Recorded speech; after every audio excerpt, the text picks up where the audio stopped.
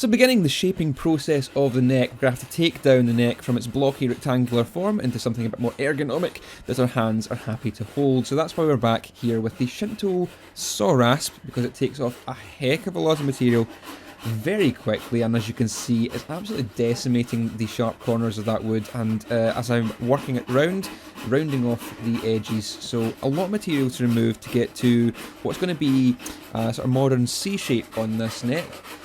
So lots of work, lots of elbow grease.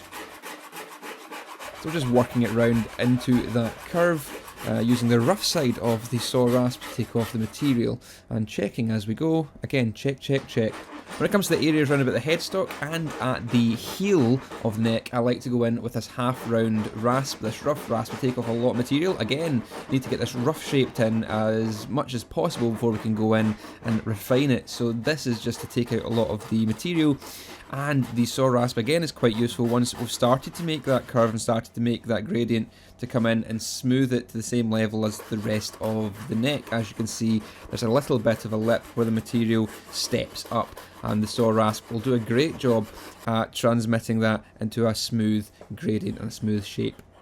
As we get closer to our final shape, it's very useful to have something like this, a spoke shave. It's essentially a miniature plane that's designed to do curves, so that's perfect for refining the shape of the neck and getting it within the tolerances that we need for the final shape.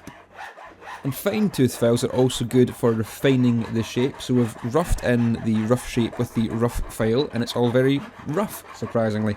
So the fine toothed file is going to come in and refine the shape. Fine for refining.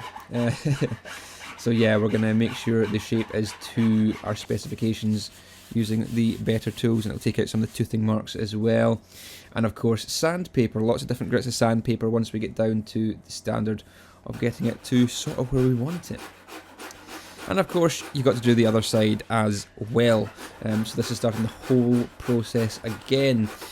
You can design necks so that they're asymmetrical, so they've got a slightly different taper on one side to the other, but the majority of necks are done so that they are symmetrical, and that's what most people are comfortable with and most people are used to. And I'm going to go for a fairly symmetrical shape on this neck because that's what Scoosh wants.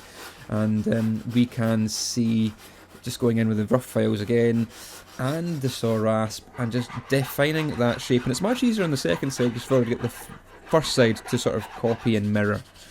So then fine files and just really getting that shape to be nice, and it's starting to look much more like a playable surface now. Being able to get full access to both sides of the neck, especially up at the headstock side, is really, really useful. And I'm coming in here with sandpaper and rocking it back and forth to try and smooth out these areas. Those areas are one of the most difficult bits to smooth out, I find. So we're going in there and trying to make that nice and smooth for the hand. Good transitions, smooth transitions, and ready for a playing surface, I would say. Now, as you can see, we've got pretty much where we want to be with that end, so we need to continue this good work down the entire length of the neck, but that's pretty much the process and how it's going to go from here on in. Now let's talk about inlays. I'm one for using unusual substances for inlays, including these agate slices. Now agate is a crystocrystalline quartz. It's formed in volcanic cavities when silicate material dissolves out of lava. It coagulates into a sort of gel, and other materials, elements such as iron and manganese, can penetrate the gel, and when it crystallizes it forms these very pretty bands. So they're very pretty material. Unfortunately, very hard material as well, around about 7 on the Mohs scale. So one of the only things that can abrase and cut this material is diamond. So that's why I've got a whole bunch of diamond coated tools I'll be using for the next part of this process, including this diamond coated cutting wheel for my Dremel tool. And as you can see, I'm using water here as a lubricant so that the bit doesn't heat up, the cutting wheel doesn't heat up too much as it's cutting through this exceptionally hard material. It also helps in keeping the amount of dust down, because the dust and the water mix to form a sort of just paste, because it's probably not good to be breathing in quartz dust. That's probably not great for your lungs. And as you can see, once it's eventually cut out and filed, it's a lovely triangle shape. And see-through and very clear, which is going to go great alongside the purple element, which I'll show you in a second. I need to get through the middle of this purple bit so the clear section of the agate can fit in the middle. So I'm using some diamond coated grinders that are again part of the Dremel stuff, and I'm just going to cut through that very slowly, grind my way through the middle of that, and then we'll refine the shape with diamond files and various, again, lots of water, keeping the dust down, keeping the bit lubricated so it isn't heating up and burning out the bits. And here we have the roughed out centre section, so you can see I managed to burn my way through this agate slab, and we're going to go in with some diamond coated files and knock down all these sides so the triangular section I showed you before will fit right in the middle of this.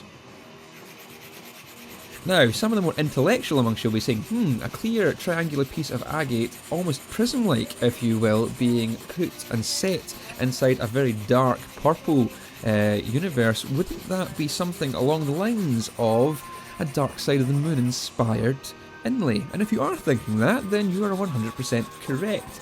Scoosh, who this guitar is for, is a very big Pink Floyd fan, and he has a tattoo which mirrors this sort of thing very closely. It's the Dark Side of the Moon, the prism with the light being split from it inside a cosmic purple background.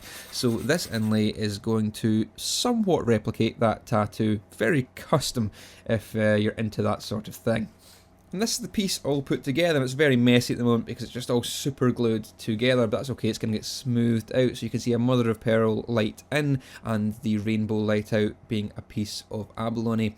Now, I can't just inlay this into the guitar as is because it's going to span 3 frets, and there's no way the soft metal of the frets will dig in to that extremely hard agate. So I've got these are diamond coated hacksaw blades for my jeweler's hacksaw, and I'm going to cut this into 3 different sections along the lines I've designated to where the frets will be.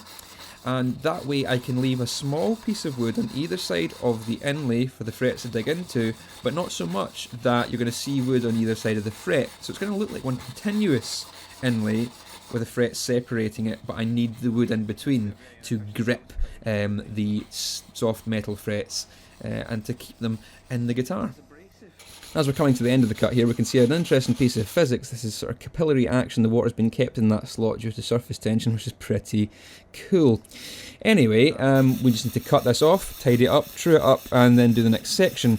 But I think that will be for the next video. So next video will be inlaying this. You can subscribe if you want to see all the content I'm going to bring out, including the next part of this video. And until then, keep it loud.